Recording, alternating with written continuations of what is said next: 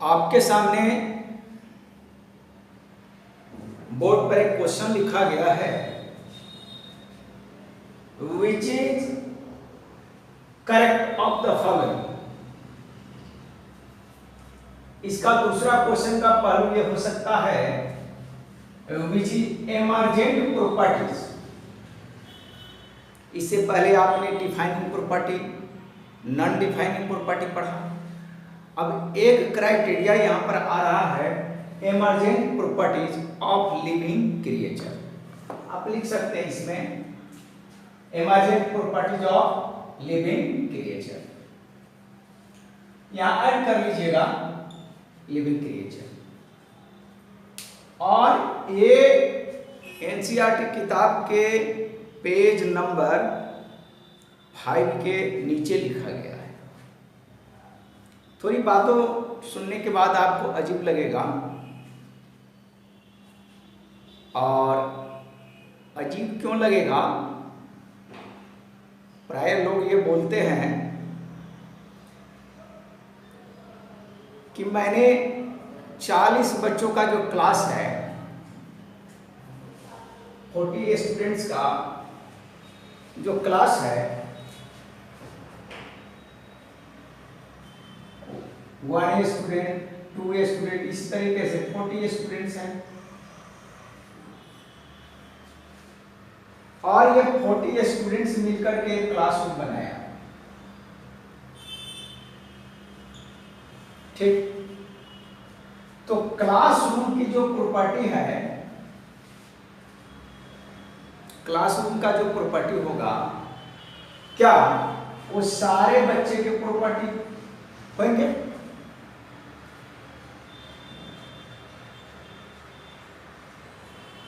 Mark कीजिएगा बात। इसके बाद अब सपोज दैट क्लासरूम की प्रॉपर्टी हम एक बात मान लेते हैं कि एवरेज हाइट, क्लासरूम के जितने भी स्टूडेंट हैं सबका एवरेज हाइट हम निकालें। तो एवरेज हाइट निकालने के लिए क्या निकालते हैं आप? एवरेज हाइट निकालने के लिए क्या निकालते हैं? अब सपोज दैट हम 5 स्टूडेंट की हाइट ले लेते हैं, किसी का 2 feet, 3 feet, 4 feet, 5 feet, and चलो ये 4 स्टूडेंट रखते हैं। तो एवरेज हाइट इस स्टूडेंट का क्या होगा? 2 + 3 + 4 + 5 एंड डिवाइडेड बाय 4। कितना लिखेंगे आप? 2, 3, 5 और 5, 10, 14, 14/4 कितना आ गया आपका? 7/2। It means 3.5 feet. Average height इस बच्चों का क्या निकल गया? आपका एवरेज हाइट निकल गया 3.5 feet, right. This is the average height of classroom. Classroom की प्रॉपर्टी क्या हो गई कि एवरेज हाइट आपने निकाला क्या? 3.5 फीट। बट इस क्लासरूम जिस स्टूडेंट से बना है, उस स्टूडेंट का अलग अलग है भाई। देखो 2 फीट का स्टूडेंट और 3 फीट का स्टूडेंट इस क्लासरूम की प्रॉपर्टी को शो नहीं करेगा। और फिर 4 फीट एंड 5 फीट का स्टूडेंट भी इस क्लासरूम की प्रॉपर्टी को शो नहीं करेगा। कहने का मतलब मेरा यह हुआ कि जिस 40 स्टूडेंट से एक क्लासरूम बना, और उस क्लासरूम की एक प्रॉपर्टी आपने एवरेज हाइट निकाल दिया, तो क्या वो एवरेज हाइट इस जो कंस्टिट्यूएंट है जिससे क्लासरूम बना है, उसकी प्रॉपर्टी तो शो नहीं कर रहा। अगर आप एवरेज मार्क निकालेंगे फिर भी नहीं शो करेगा। कलर निकालेंगे तो सबका अलग अलग होगा। इट मीन्स क्लासरूम तो एक है जो ये स्टूडेंट से बना है, लेकिन क्लासरूम का जो प्रॉपर्टी है उस स्टूडेंट की प्रॉपर्टी शो नहीं करता है। रोड पर है, बहुत सारा शोरगुल चलता है। अब आप देखिए, कहने का सेंस क्या है, हम डायरेक्ट पेज 5 से लिए हैं। ऐसे कह रहा है properties of tissues are not present in the constituent cells. ये मैंने आपको क्यों एग्जांपल दिया, इस बात को समझिएगा। ये सीधा एनसीईआरटी बुक का लाइन है। Properties of tissues are not present in the constituent sales.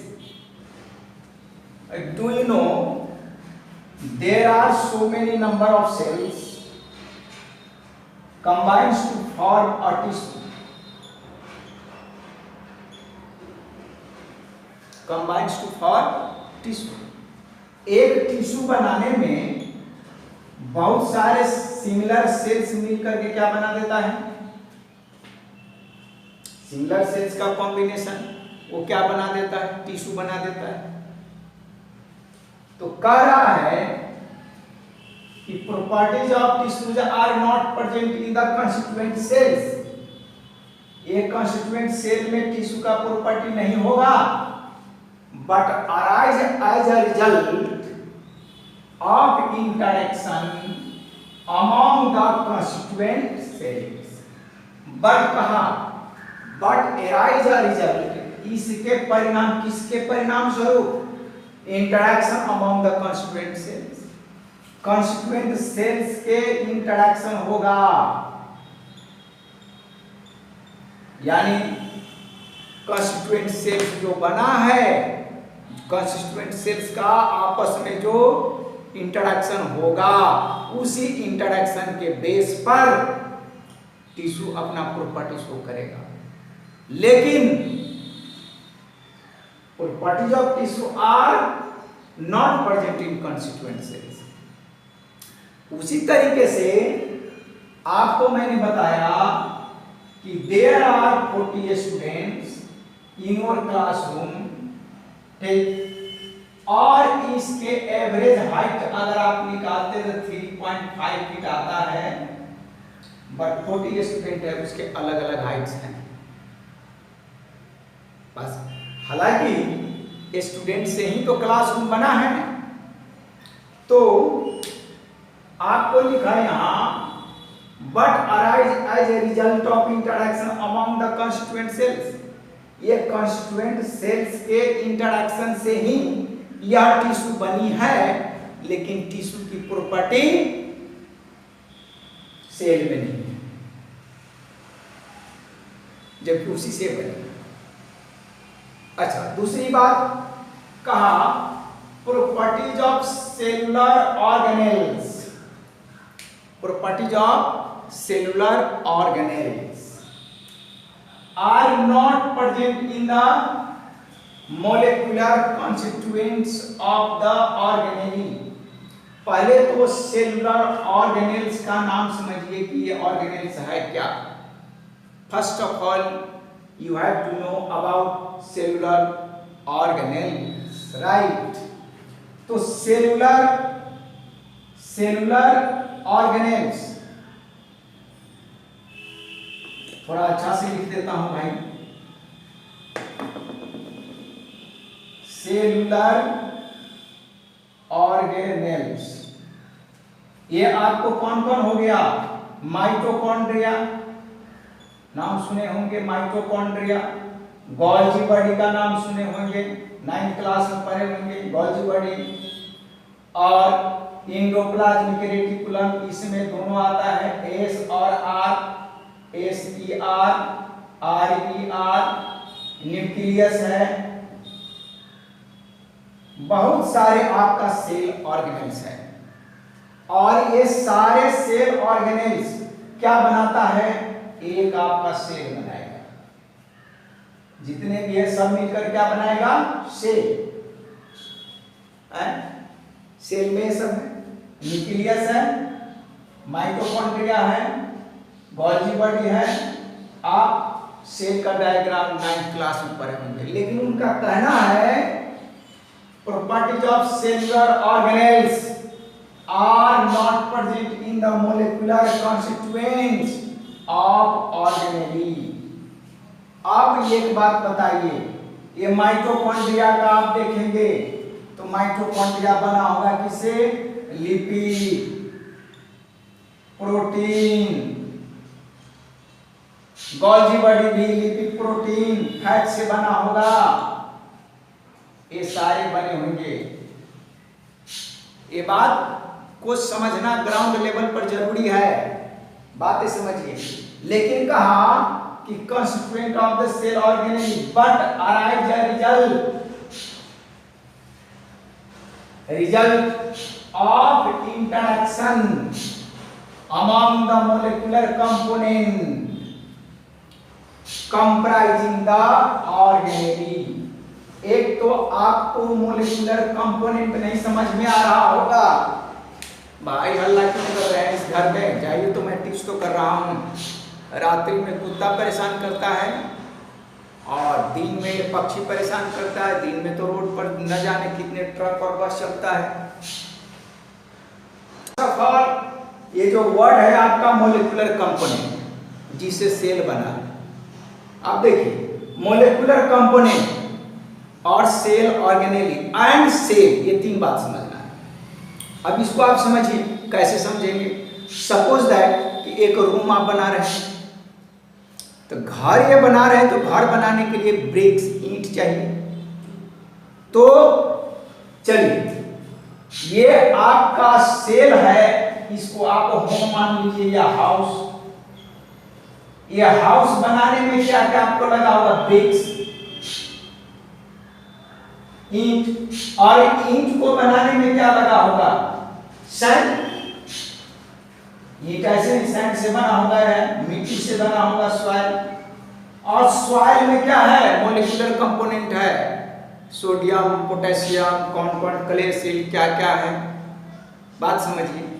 लेकिन उनका कहना है कि जिस कंपोनेंट से ये सॉइल है, सैंड है, ब्रिक से बन गया आपका घर, तो घर की जो प्रॉपर्टी है वो इन चीजों में नहीं है, इन चीजों में नहीं है। लेकिन ये आपस में इंटरेक्शन करके, यानी मिट्टी आपस में मिल करके एक क्या बना दिया, ईंट बना दिया। और ईंट बहुत सारे आपस में इंटरेक्ट करके, मतलब जोड़ करके एक घर बना दिया। लेकिन घर का प्रॉपर्टी अलग बन गया।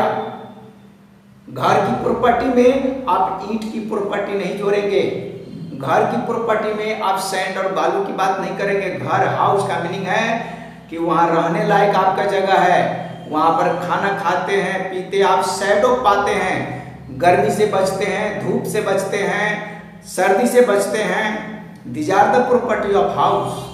हाउस के प्रॉपर्टी में आपका ईंट का प्रॉपर्टी नहीं आएगा, हाउस की प्रॉपर्टी में आप सैंड की प्रॉपर्टी नहीं करेंगे। जबकि इसी सैंड से ईंट बनी है और बहुत सारे ईंट मिलकर के क्या बनाया, घर बनाया।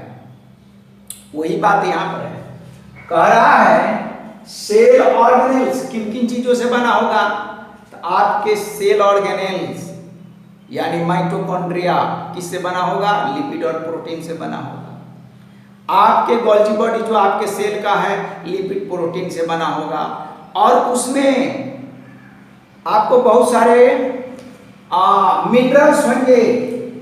ये बात नहीं है कि ये माइटोकॉन्ड्रिया का लिपिड प्रोटीन, ये सब, ये लिपिड प्रोटीन के अंदर आप देखेंगे तो क्या है, कार्बन है, हाइड्रोजन है, ऑक्सीजन है, ये सब से बना हुआ है, जिसको क्या कह रहा है, among the molecular component comprising the organelle. Organelle का मतलब माइटोकॉन्ड्रिया, भाई ऑर्गेनेली का मतलब माइटोकॉन्ड्रिया, गोल्गी बॉडी, जो बात समझाने जा रहा हूं समझिए। तो और कार्बन, हाइड्रोजन, ऑक्सीजन, इसके बाद आपको सोडियम प्लस भी हो सकता है, मैग्नीशियम 2+ भी हो सकता है, मिनरल्स भी तो होता है, सेल में मिनरल्स भी है। तो बातों को समझिए। तो ये कह रहा है कि डिफरेंट हो जाएगा, बोथ होगा इसका आंसर। ये very very important and depth topic है। बात समझिए, बात को समझिए, ये समझिए क्या क्या कह रहा हूं। ये बड़ी इंपॉर्टेंट है, एनसीईआरटी बुक के पेज नंबर 5 पर लिखी गई, हमने उसे क्वेश्चन बनाया। समझाने का तरीका मैंने number of students in your classroom या हाउस की बातें कही, लेकिन एक बात आप नोट कर लीजिए, जो बात मैं कहने जा रहा हूं,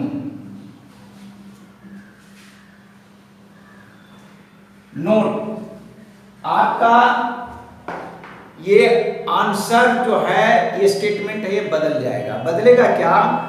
एनसीईआरटी बुक में जो बात लिखी है नोट में, उसको मैं लिख देता हूं नोट। बड़ी इंपॉर्टेंट है, इस बात को आप ध्यान रखिए। ये क्या लिखा है, बातों को समझिए। लिखा है, हाँ,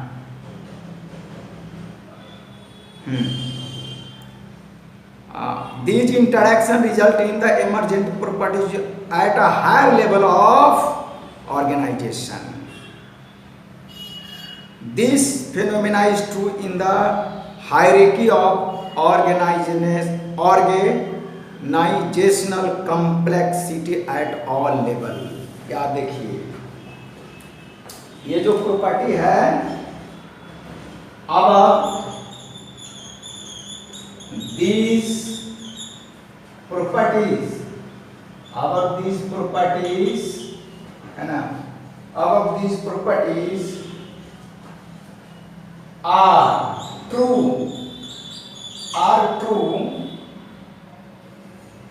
in the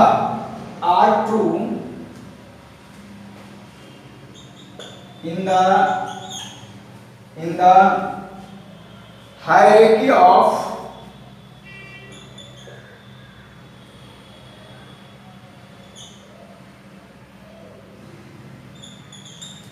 थोड़ा बोर्ड पर राइटिंग ठीक से लिख देता हूँ, ये काम बहुत अच्छा है। हायरार्की, इसको समटाइम्स हायरार्की भी लोग पढ़ते हैं। Hierarchy of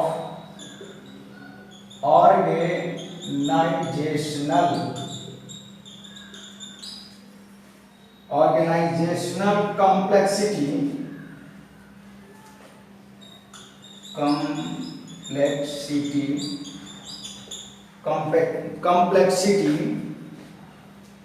at all level.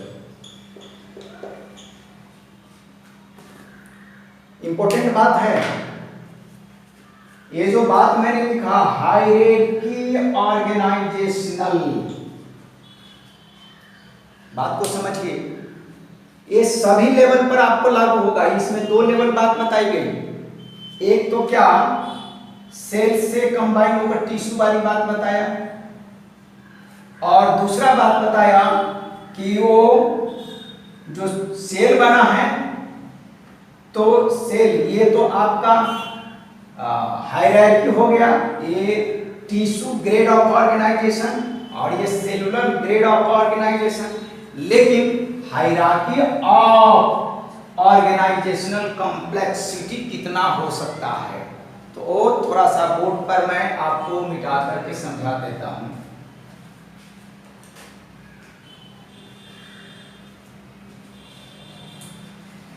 अब कितना हो सकता है, बातों को समझिए। अब आप यहां से चलिए, लिपिड है,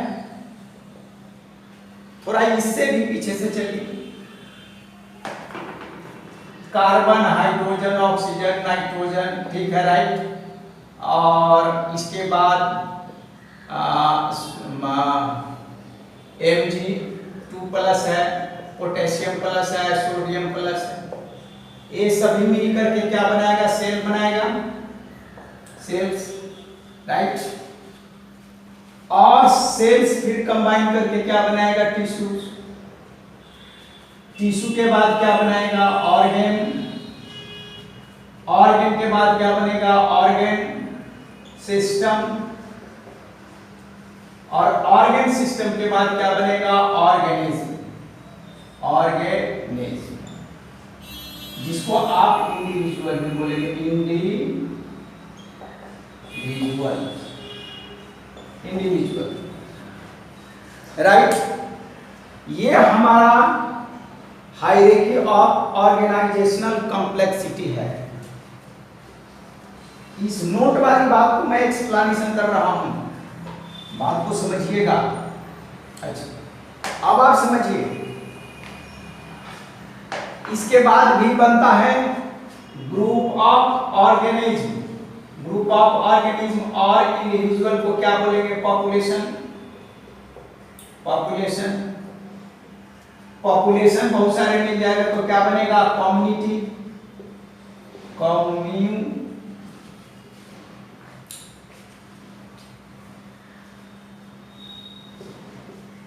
कम्युनिटी, और बहुत सारे कम्युनिटी बन जाएगा तो क्या बनेगा, इकोसिस्टम, इकोसिस्टम, और बहुत सारे इकोसिस्टम मिलकर के क्या बनाएगा, बायोस्फीयर।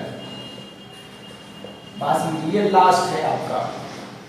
अब आप देखिए, वो जो 2 पॉइंट है वो सिर्फ आपको यहां तक बाउंड करके रख दिया कि ये आपका मिनरल है और ये है, इस सब से क्या बन जाएगा, लिपिड बनेगा, लिपिड बनेगा, प्रोटीन बनेगा, कार्बोहाइड्रेट बनेगा, और इवोल्यूशन में आप पढ़े होंगे 10th क्लास में, इवोल्यूशन में ब्लू बॉक्स में दिया गया है।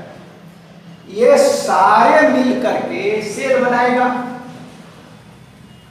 लेकिन सेल की जो प्रॉपर्टीज है वो इन सबों में नहीं मिलेगा, ये बात बताए। जबकि इसी के इंटरैक्शन के रिजल्ट से वो सेल बना है। जैसे मैंने आपको बताया कि घर की जो प्रॉपर्टीज है, आपके हाउस की जो प्रॉपर्टीज है, वो आपको ईंट की प्रॉपर्टी से नहीं मिलेगा, और ईंट की प्रॉपर्टी जो सैंड है उससे नहीं मिलेगा। हाउस की प्रॉपर्टी है कि आपको प्रोटेक्शन देगा, बाहरी ठंडी गर्मी से, बारिश से बचाएगा। हाउस की प्रॉपर्टी क्या है, आपको रखेगा वो, ठीक। जबकि इसी ईंट से बना हुआ है हाउस, लेकिन हाउस की प्रॉपर्टी बदल गई, तो properties of house is not present in bricks, bricks में। जबकि बहुत सारे ब्रिक्स ईंट की इंटरेक्शन से ही वो क्या बना है, घर बना है। बात को समझिए। और ये तो 2 एग्जांपल आपको दिया है बुक में, और ये कहा कि बहुत सारे सेल्स मिलकर के टिश्यू बनाएगा, लेकिन टिश्यू का प्रॉपर्टी आपको सेल्स में नहीं मिलेगा। जबकि इसी सेल्स के इंटरेक्शन से, इंटरेक्शन का मतलब क्या है, आपस में दोस्ती भी करेगा, दुश्मनी भी करेगा, है कुछ रिएक्शन भी होगा, तो इंटरेक्शन से बना है। सिमिलरली यहां से ये सारी बात आपको अपने आप से समझना है। 2 एग्जांपल दिया है, और लास्ट में वो लिख भी दिया है क्या, किताब, दीज प्रॉपर्टीज, मैंने तो अब दीज लिखा ऊपर वाले, are true in the hierarchy of organisational complexity. जो जो आप बढ़ते चले जाएंगे कॉम्प्लेक्सिटी बढ़ता जाएगा। अब टिश्यू है कॉम्प्लेक्स, इसे सेल से है, और बहुत सारे टिश्यू मिलकर के ऑर्गन को बनाएगा, लेकिन ऑर्गन की जो प्रॉपर्टी होगी वो टिश्यू में नहीं होगा। बात समझ रहे? जबकि इसी टिश्यू के इंटरेक्शन से ऑर्गन बना है। सिमिलरली ऑर्गन सिस्टम का अपना प्रॉपर्टी अलग होगा जो ऑर्गन में नहीं होगा, जबकि इसी ऑर्गन के इंटरेक्शन से ऑर्गन सिस्टम बना है। सिमिलरली ऑर्गन इज, बात समझिए, अब कहने की जरूरत नहीं, इशारों में अगर बात आप समझ गए कि समझेंगे कि साइंस आप पढ़ते हैं। ये एनालिसिस में कर रहा हूं एनसीईआरटी बुक के पेज नंबर 5 के सबसे नीचे वाले पॉइंट, नीचे वाले पॉइंट पर आप देखिएगा सेंटेंस से लिखा हुआ है। अच्छा, and there are many individual, बहुत सारे इंडिविजुअल जब मिल जाते हैं तो क्या बनाता है? पॉपुलेशन। और बहुत सारे पॉपुलेशन मिल करके कम्युनिटी, और बहुत सारे कम्युनिटी मिल करके इकोसिस्टम, और इकोसिस्टम के बाद बायोस्फीयर बनाता है। भाई इस टॉपिक पर लेक्चर अगर दूं तो बड़ा सोचने लायक बात हो जाए कि आप लोग अभी 11th क्लास में आए हैं, जानकारी नहीं हो तो थोड़ा सा पॉपुलेशन गूगल से टाइप कर लीजिए, देख लीजिए, कम्युनिटी देख लीजिए, इकोसिस्टम देख लीजिए, और हर टर्म को अगर हम समझाते जाएं तब तो पता चलेगा कि यही 2 लाइन को हम समझाते ही रह गए। एनसीईआरटी किताब है, इसको समझना जरूरी है और उसको एनालिसिस करना जरूरी है। हम एनालिसिस करते हैं कि ये है क्या इस बात को, तो बातें हमारी है क्या इस बात पर, इस पर हम 2-4 क्वेश्चन और आपको हम कराएंगे। और इस बात को समझिए कि हमें बायोलॉजी के वर्ड का एनालिसिस करना है। धन्यवाद।